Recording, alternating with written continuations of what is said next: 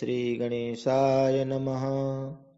वागर्थाविव सम्पृक्तौ वागर्थ प्रतिपत्तये जगतः पितरौ वन्दे पार्वती परमेश्वरौ। श्रीमद्भागवत महापुराण दशम स्कंध 41वां अध्याय। श्री कृष्ण का मथुरा जी में प्रवेश। ओम नमो भगवते वासुदेवाय। श्री शुक उवाच। स्तुवतस्तस्य भगवान् दर्शयित्वा जले वपुः भूयः समाहरत् कृष्णो नटो नाट्यमिवात्मनः। सोऽपि चान्तर्हितं वीक्ष्य जलादुन्मज्य सत्वरः कृत्वा चावश्यकं सर्वं विस्मितो रथमागमत्। श्री सुखदेव जी कहते हैं, परीक्षित, अक्रूर जी इस प्रकार स्तुति कर रहे थे। उन्हें भगवान श्री कृष्ण ने जल में अपने दिव्य रूप के दर्शन कराए और फिर उसे छिपा लिया। ठीक वैसे ही जैसे कोई नट अभिनय में कोई रूप दिखाकर फिर उसे पर्दे की ओट में छिपा दे। जब अक्रूर जी ने देखा कि भगवान का वह दिव्य रूप अंतर्धान हो गया, तब वे जल से बाहर निकल आए और फिर जल्दी जल्दी सारे आवश्यक कर्म समाप्त करके रथ पर चले आए। उस समय वे बहुत ही विस्मित हो रहे थे। भगवान श्री कृष्ण ने पूछा, चाचा जी, आपने पृथ्वी, आकाश या जल में कोई अद्भुत वस्तु देखी है? अद्भुत वस्तु देखी है क्या? क्योंकि आपकी आकृति देखने से ऐसा ही जान पड़ता है। अक्रूर जी ने कहा, प्रभु, पृथ्वी, आकाश या जल में और सारे जगत में जितने भी अद्भुत पदार्थ हैं वे सब आप में ही हैं, क्योंकि आप विश्वरूप हैं। जब मैं आपको ही देख रहा हूं तब ऐसी कौन सी अद्भुत वस्तु रह जाती है जो मैंने न देखी हो। भगवान, जितनी भी अद्भुत वस्तुएं हैं वे पृथ्वी में हों या जल अथवा आकाश में, सबकी सब जिनमें है उन्हीं आपको मैं देख रहा हूं। फिर भला मैंने यहाँ अद्भुत वस्तु कौन सी देखी? गांधिनी नंदन अक्रूर जी ने यह कहकर रथ हाँक दिया और भगवान श्री कृष्ण तथा बलराम जी को लेकर दिन ढलते ढलते वे मथुरापुरी जा पहुंचे। परीक्षित, मार्ग में स्थान स्थान पर गांवों के लोग मिलने के लिए आते और भगवान श्री कृष्ण तथा बलराम जी को देखकर आनंद मग्न हो जाते। वे एकटक उनकी ओर देखने लगते, अपनी दृष्टि हटा नहीं पाते। नंद बाबा आदि ब्रजवासी तो पहले से ही वहां पहुंच गए थे और मथुरापुरी के बाहरी उपवन में रुककर उनकी प्रतीक्षा कर रहे थे। उनके पास पहुंचकर जगदीश्वर भगवान श्री कृष्ण ने विनीत भाव से खड़े अक्रूर जी का हाथ अपने हाथ में लेकर मुस्कुराते हुए कहा, चाचा जी, आप रथ लेकर पहले मथुरापुरी में प्रवेश कीजिए और अपने घर जाइए। हम लोग पहले यहाँ उतरकर फिर नगर देखने के लिए आएंगे। अक्रूर जी ने कहा, प्रभु, आप दोनों के बिना मैं मथुरा में नहीं जा सकता। स्वामी, मैं आपका भक्त हूँ। भक्त वत्सल प्रभु, आप मुझे मत छोड़िए। भगवन, आइए चलें। मेरे परम हितैषी और सच्चे सुहृद भगवन, आप बलराम जी, ग्वाल बालों तथा नंद राय जी आदि आत्मीयों के साथ चलकर हमारा घर सनाथ कीजिए। हम गृहस्थ हैं, आप अपने चरणों की धूल से हमारा घर पवित्र कीजिए। आपके चरणों की धोवन गंगा जल या चरणामृत से अग्नि देवता पितर सबके सब तृप्त हो जाते हैं। प्रभु, आपके युगल चरणों को पखार कर महात्मा बलि ने यह यश प्राप्त किया। वह यश प्राप्त किया जिसका गान संत पुरुष करते हैं। केवल यश ही नहीं, उन्हें अतुलनीय ऐश्वर्य तथा वह गति प्राप्त हुई जो अनन्य प्रेमी भक्तों को प्राप्त होती है। आपके चरणोदक गंगा जी ने तीनों लोक पवित्र कर दिए। सचमुच वे मूर्तिमान पवित्रता है। उन्हीं के स्पर्श से सगर के पुत्रों को सद्गति प्राप्त हुई और उसी जल को स्वयं भगवान शंकर ने अपने सिर पर धारण किया। यदुवंश शिरोमणि, आप देवताओं के भी आराध्य देव हैं, जगत के स्वामी हैं।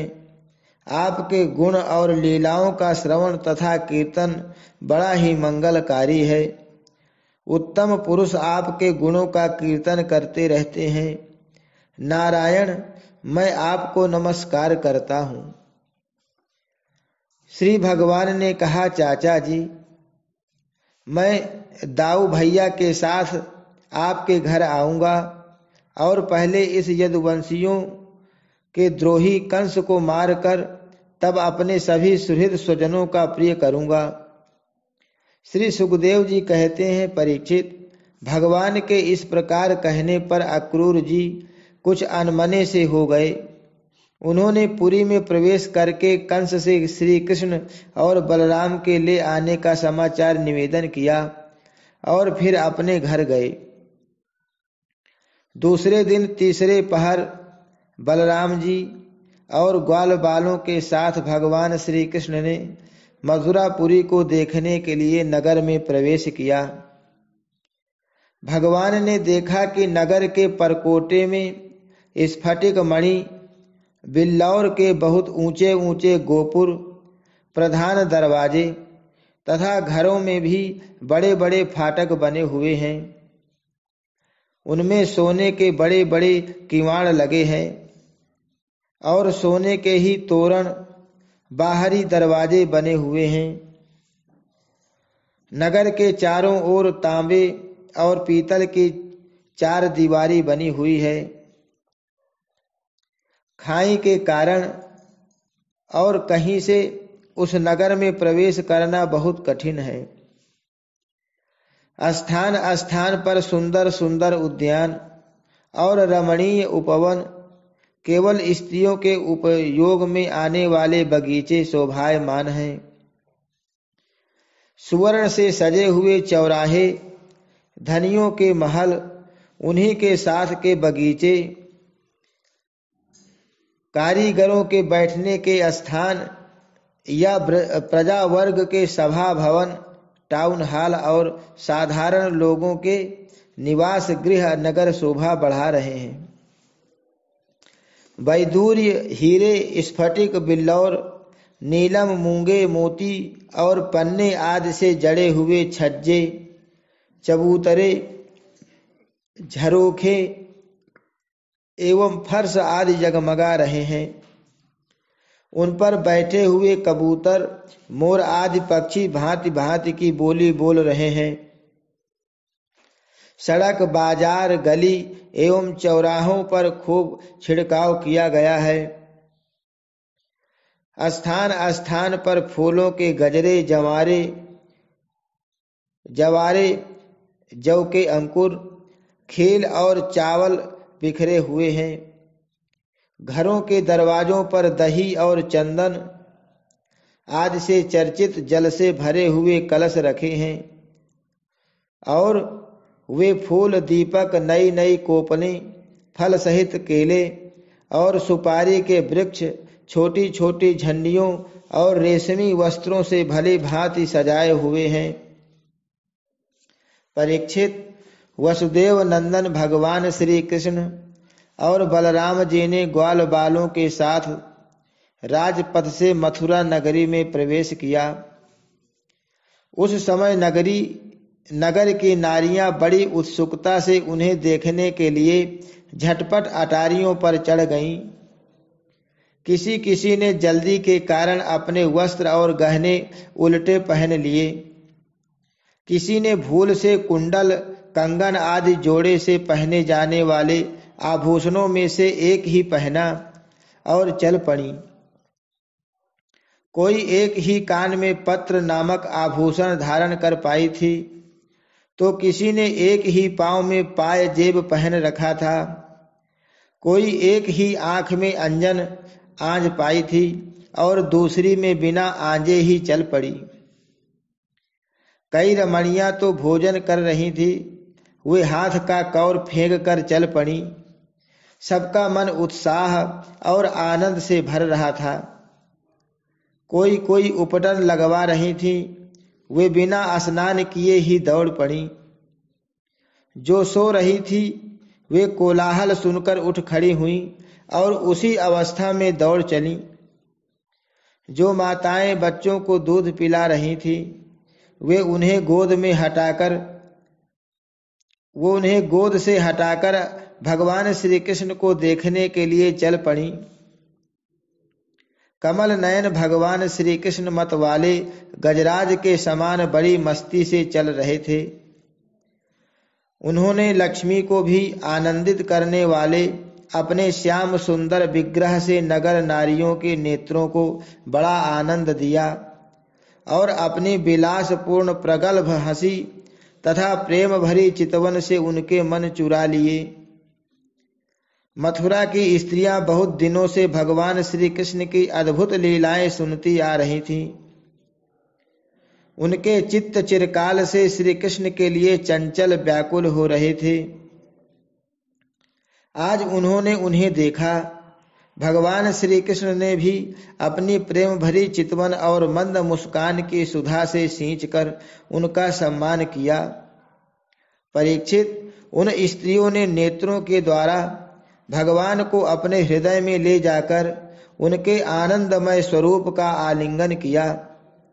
उनका शरीर पुलकित हो गया और बहुत दिनों की विरह व्याधि शांत हो गई। मथुरा की नारियां अपने अपने महलों की अटारियों पर चढ़कर बलराम और श्री कृष्ण पर पुष्पों की वर्षा करने लगीं।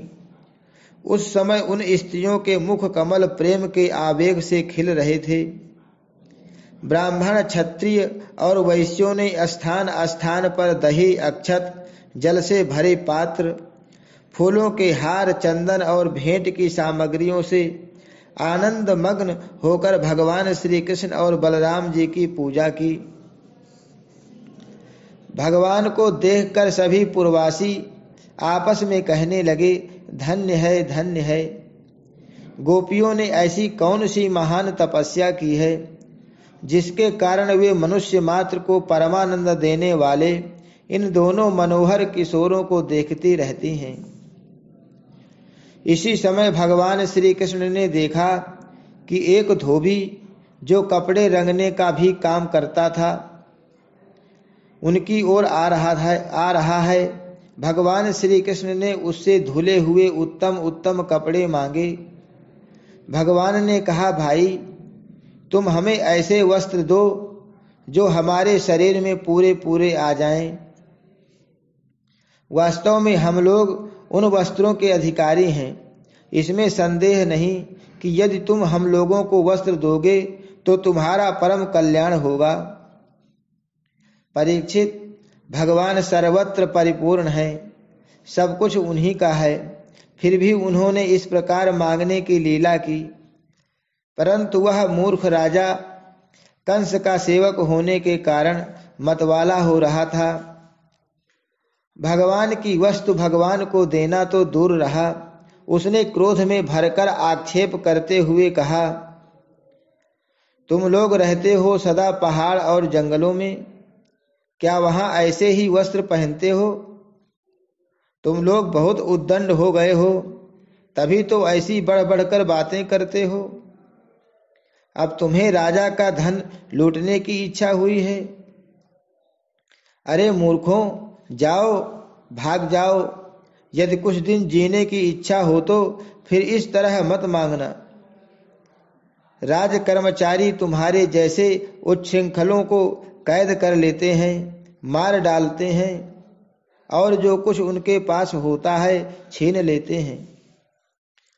जब वह धोबी इस प्रकार बहुत कुछ बहक बहक कर बातें करने लगा, तब भगवान श्री कृष्ण ने तनिक कुपित होकर उसे एक तमाचा जमाया और उसका सिर धड़ाम से धड़ से नीचे जा गिरा। यह देखकर उस धोबी के अधीन काम करने वाले सब के सब कपड़ों के गट्ठर वहीं छोड़कर इधर उधर भाग गए। भगवान ने उन वस्त्रों को ले लिया। भगवान श्री कृष्ण और बलराम जी ने मनमाने वस्त्र पहन लिए तथा बचे हुए वस्त्रों में से बहुत से अपने साथी ग्वाल बालों को भी दिए। बहुत से कपड़े तो वहीं जमीन पर ही छोड़कर चल दिए। भगवान श्री कृष्ण और बलराम जब कुछ आगे बढ़े तब उन्हें एक दर्जी मिला। भगवान का अनुपम सौंदर्य देखकर उसे बड़ी प्रसन्नता हुई। उसने उन रंग बिरंगे सुंदर वस्त्रों को उनके शरीर पर ऐसे ढंग से सजा दिया कि वे सब ठीक ठीक लगने लगे। अनेक प्रकार के वस्त्रों से विभूषित होकर दोनों भाई और भी अधिक शोभायमान हुए। ऐसे जान पड़ते मानो उत्सव के समय श्वेत और श्याम गज सावक भली भांति सजा दिए गए हों। भगवान श्री कृष्ण उस दर्जी पर बहुत प्रसन्न हुए। उन्होंने इस लोक में भरपूर धन संपत्ति, बल, ऐश्वर्य, अपनी स्मृति और दूर तक देखने सुनने आदि की इंद्रिय संबंधी शक्तियां दी और मृत्यु के बाद के लिए अपना सारूप्य मोक्ष भी दे दिया।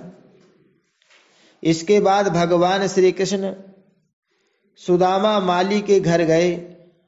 दोनों भाइयों को देखते ही सुदामा उठ खड़ा हुआ और पृथ्वी पर सिर रखकर उन्हें प्रणाम किया। फिर उनको आसन पर बैठाकर उनके पांव पखारे, हाथ धुलाए और तदनंतर ग्वाल बालों के सहित सबकी फूलों के हार, पान, चंदन आदि सामग्रियों से विधि पूर्वक पूजा की। इसके पश्चात उसने प्रार्थना की, प्रभो, आप दोनों के शुभागमन से हमारा जन्म सफल हो गया, हमारा कुल पवित्र हो गया। आज हम पितर, ऋषि और देवताओं के ऋण से मुक्त हो गए। वे हम पर परम संतुष्ट हैं। आप दोनों संपूर्ण जगत के परम कारण हैं। आप संसार के अभ्युदय, उन्नति और निःश्रेयस मोक्ष के लिए ही इस पृथ्वी पर अपने ज्ञान, बल आदि अंशों के साथ अवतीर्ण हुए हैं। यद्यपि आप प्रेम करने वालों से ही प्रेम करते हैं, भजन करने वालों को ही भजते हैं, फिर भी आपकी दृष्टि में विषमता नहीं है, क्योंकि आप सारे जगत के परम सुहृद और आत्मा हैं। आप समस्त प्राणियों और पदार्थों में समरूप से स्थित हैं। मैं आपका दास हूँ। आप दोनों मुझे आज्ञा दीजिए कि मैं आप लोगों की क्या सेवा करूं। भगवान, जीव पर आपका यह बहुत बड़ा अनुग्रह है, पूर्ण कृपा प्रसाद है कि आप उसे आज्ञा देकर किसी कार्य में नियुक्त करते हैं। राजेंद्र, सुदामा माली ने इस प्रकार प्रार्थना करने के बाद भगवान का अभिप्राय जानकर बड़े प्रेम और आनंद से भरकर अत्यंत सुंदर सुंदर तथा सुगंधित पुष्पों से गूंथे हुए हार उन्हें पहनाए। जब ग्वाल बाल और बलराम जी के साथ भगवान श्री कृष्ण उन सुंदर सुंदर मालाओं से अलंकृत हो चुके, तब उन वरदायक प्रभु ने प्रसन्न होकर विनीत और शरणागत सुदामा को श्रेष्ठ वर दिए। सुदामा माली ने उनसे यही वर मांगा कि प्रभो, आप ही समस्त प्राणियों के आत्मा हैं, सर्वस्वरूप आपके चरणों में मेरी अविचल भक्ति हो।